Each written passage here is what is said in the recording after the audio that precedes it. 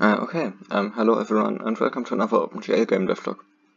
So for the past 2 weeks I've been working on my liquid rendering system once again, and I'm pretty much done with it now, so I just wanted to give you a quick little update on that.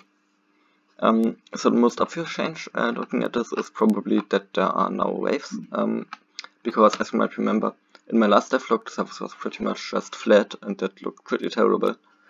So to change that I just made it so that the vertices which form the liquid surface now move up and down periodically, and yeah, as you can see, that's working pretty nicely. I also made it so that whenever one vertex moves up, the one next to it kind of moves down, and so that way the total volume of the liquid stays about the same. Then another thing that I added is the surface highlight, basically just this 1 pixel white line here, to make it visually more clear where the water starts and ends.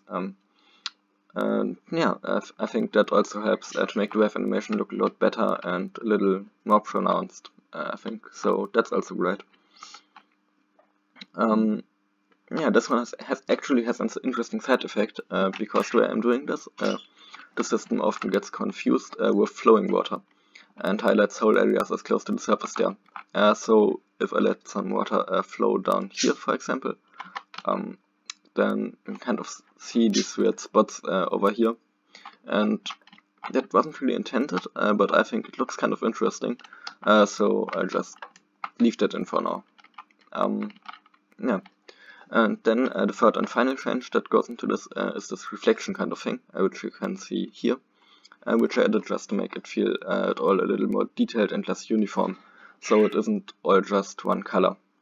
I've also animated that a little to make the water look even more dynamic and natural, but you can still kind of see how it repeats over larger distances, but at least it's not really obvious when dealing with smaller pools of liquid like this. But yeah, that's pretty much all the changes I've made over the past few weeks. I've also optimized some code and partially transitioned to indexed rendering, which was also kind of a lot of work.